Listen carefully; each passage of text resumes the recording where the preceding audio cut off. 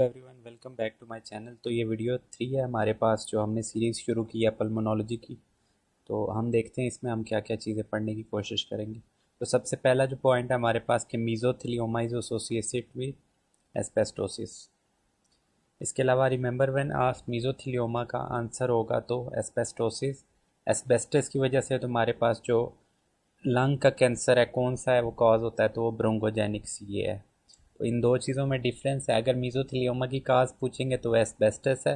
अगर एस्बेस्टस की वजह से कौन सा कैंसर हमारे पास काज होता है तो वह है ब्रोंकोजेनिक सीए। इसके अलावा अगर सिंपल वो ये पूछेंगे ब्रोंकोजेनिक सीए की मोस्ट कॉमन काज क्या है हमारे पास, तो वह है स्मोकिंग। ठीक है, यहाँ पे हमारे पास एस्बेस्टोसिस वगैरह नहीं है। ठीक है, इसके अलावा फिर आ जाता है हमारे पास स्मोकिंग का। अगर पूछेंगे तो उसकी वजह से हमारे पास कौन सा कैंसर होता है, तो वह है ब्रोंकोजेनिक सीए।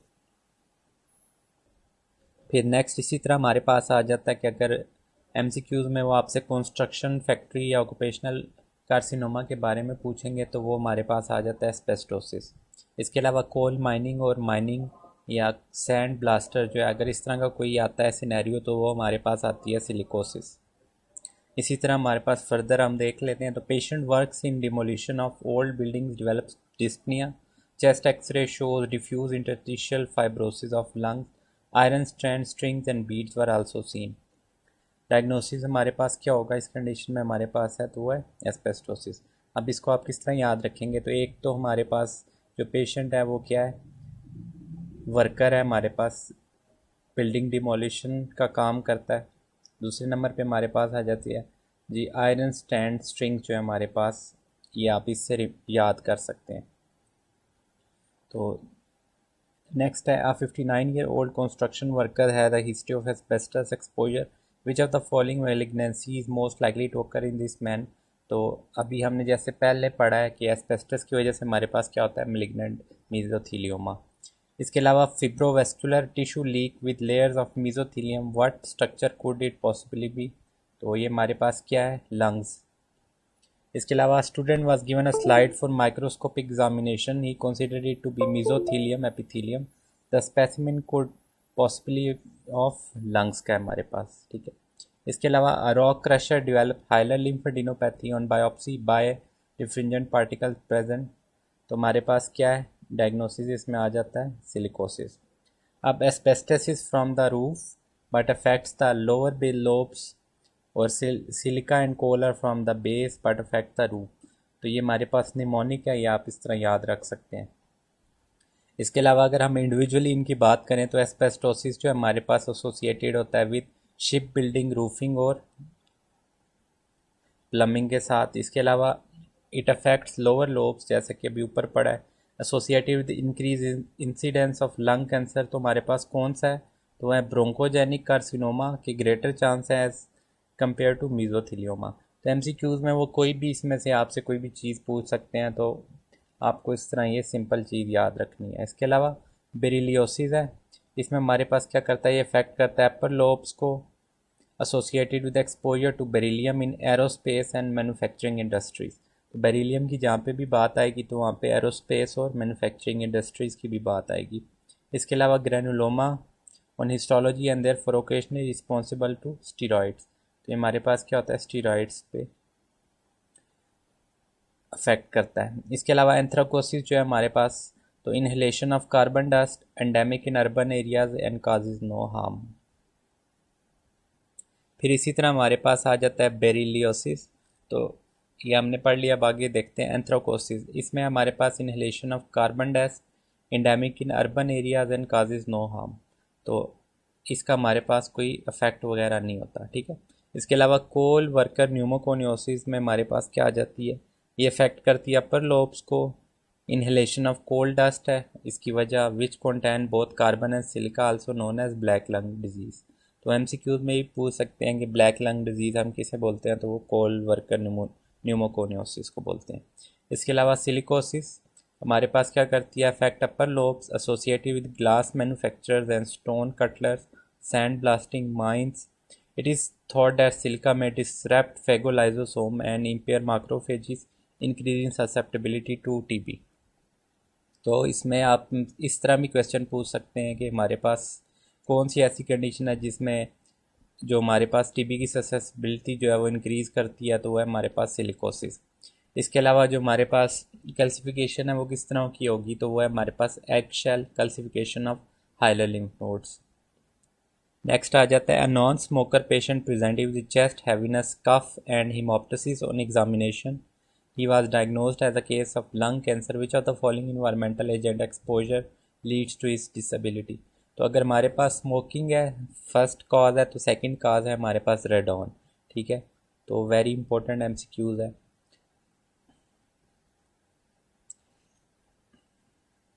अगर तुम्हारे पास जो पर्सन है अगर वो स्मोकर है, तो उसमें आपने क्या सिलेक्ट करना है, स्मोकिंग को।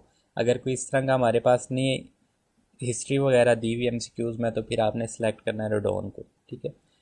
N old man with no other risk factors had non-productive cough for 2 months, now presented with blood streaked sputum. Physical examination, he has bilateral V's. Chest X-ray show 5 mm hilar mass in the left lung with cytoplasm. What is the most likely cause, तुम्हारे पास क्या है यहाँ पे, radon exposure की वजह से है, क्योंकि यहाँ पे हमारे पास उन्होंने किसी किस्म की हिस्ट्री नहीं दी हुई स्मोकिंग की। ठीक है।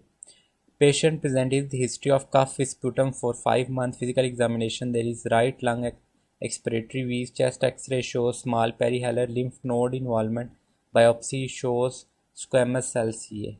अब इसकी कॉज हमारे पास वो पूछ रहे हैं, तो वो है रेडोन गैस, क्योंकि यहाँ पे भी हमारे पास इन्होंने स्मोकिंग की हिस्ट्री नहीं दी हुई है। फिर आ जाता है कि lower lobe lesion plumber man में अगर बात करें, तो वो है एस्बेस्टस सिनेरियो अगर प्रेजेंट है of patient with 5 centimetre opacity in left lower lung, तो उसकी कॉज क्या है हमारे पास, एस्बेस्टोसिस। इसके अलावा which of the following is related to cancer, तो asbestosis causes cancer. Carcinoma is cause by which inorganic compound, तो वह asbestos. Which of the following is commonly cause by asbestos, तो वह bronchogenic carcinoma. Patient presents in demolition of old building developed dyspnea. Chest X-ray shows diffusion interstitial fibrosis of lung. Iron strands, strings and beads were also seen. Diagnosis हमारे पास क्या है, asbestos, ये जैसा कि अभी हमने ऊपर पढ़ा। A man working in a construction company presents with complaint of cough and shortness of breath. Chest X-ray shows pleural plaques which most likely the cause हमारे पास कौन सी है, तो है asbestos. A patient who is indulged in demolition of building developed dyspnea recently. Chest X-ray showed diffuse interstitial fibrosis of lung bilaterally. On histology, iron strain of the cells were positive. Most likely diagnosis क्या है हमारे पास, asbestos. asbestos की cause क्या है हमारे पास, pleural mesothelioma है।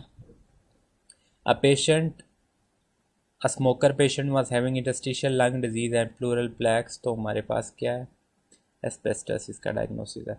अगर तुम्हारे पास इस तरह का कोई सिनेरियो आता है जिसमें वो आपको क्लियरली मेंशन करते हैं कि ये पेशेंट फ़र्ज़ किया पहले एक बिल्डिंग में काम करता था या बिल्डिंग डिमोलिशन में काम करता था, या इस तरह के कोई सिनेरियो आता है, तो उसमें हाईली लाइकली हमारे पास जो कंडीशन है वो एस्बेस्टस की होगी। ठीक है। फिर आपने ये देखना है कि वेदर ये लंग्स का अपर पार्ट को एक्सपोज कर रहा है या लोअर पार्ट को, तो वो फिर आपने उसके हिसाब से डायग्नोसिस बनाना है। ठीक है। सिलिकोसिस और टीबी के बारे में, कोल माइनिंग सैंड ब्लास्टर की अगर आएगी आपको हिस्ट्री, तो वो सिलिकोसिस की वजह से। Silicosis is commonly seen in worker of sand blasting. A man with silicosis presented with pulmonary nodule. Mechanism of formation of nodule हमारे पास क्या है, जॉइंट सेल फॉर्मेशन। तो अगर पल्मोनरी नोड्यूल्स हैं किसी सिलिकोसिस के पेशेंट में, तो उसमें हमारे पास पैथोलॉजी क्या है, तो वो जॉइंट सेल फॉर्मेशन की वजह से है। Man inhaling silica dust for 6 years develops cough 1 centimeter mass on chest X-ray. What cell में भी सीन, तो हमारे पास होंगे foreign body giant cells. A patient working in mine presented with cough fever weight loss. Physical examination tuberculin test positive with hilar lymphadenopathy. अब यहाँ पे हमारे पास ट्यूबरकुलिन टेस्ट जो है वो पॉजिटिव है, तो किस में हमारे पास पॉजिटिव होता है, टीबी के अंदर। ठीक है। A patient with bilateral hilar lymphadenopathy and pulmonary TB is diagnosed. He gives history of working in mines for many years.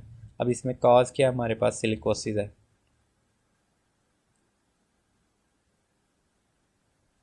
फिर इसी तरह नेक्स्ट आ जाता है a man working in a coal mine came with history of low grade fever dry cough and weight loss. Chest X-ray showed right apical consolidation. अब consolidation की यहाँ पे बात आ गई हमारे पास, मंटूक्स टेस्ट जो है पॉजिटिव है, ESR भी रेस है, what is the probable diagnosis, तो हमारे पास एक्टिव टीबी है। Workers digging deep into the earth's crust commonly present with pulmonary fibrosis. This is due to abundance of which in the earth crust, तो हमारे पास है silica. A 40-year-old mine worker admitted with complaint of progressive breathlessness, productive cough, night sweat and weight loss for 2 months. Chest X-ray revealed hilar lymphadenopathy, tuberculin test जो हमारे पास positive है। The most likely diagnosis इसमें हमारे पास silicosis. अब इसमें हमारे पास difference क्या है, ये सबसे पहली चीज़ है माइन वर्कर है, इसमें प्रोग्रेसिव ब्रेथलेसनेस हो रही है, प्रोडक्टिव कफ है, नाइट स्वेट है, वेट लॉस है for 2 month. Chest X-ray reveals hilar lymphadenopathy, tuberculin test भी पॉजिटिव है, इसमें हमारे पास डायग्नोसिस सिलिकोसिस है। ये बहुत हमारे पास टीबी के करीब करीब का सिनेरियो है, लेकिन वो आपको इसी तरह के एमसीक्यूज़ देंगे जो कि कन्फ्यूजन होंगे। तो कोशिश करें कि आप इसको रट्टा लगाने की कोशिश करें कि कौन से पॉइंट ऐसे हैं जो हमारे पास टीबी को सिलिकोसिस से डिफ्रेंशिएट करेंगे। ठीक है। A man with weight loss and lesion in the lung now presents with hemoptysis and histology show small cell cluster. Causative agent हमारे पास क्या है, smoking. A coal worker presented with shortness of breath and fatigue for the past 1 month. Chest X-ray shows pleural effusion and nodular opacities. तो diagnosis हमारे पास क्या है, pneumoconiosis. तो ये थी आज की वीडियो। मुझे उम्मीद है आपको वीडियो पसंद आई होगी। अगर आपको ये वीडियो पसंद आई है तो काइंडली मेरे चैनल को सब्सक्राइब करें। मैं आपसे मिलता हूँ नेक्स्ट वीडियो में, तब तक के लिए खुदा हाफिज़।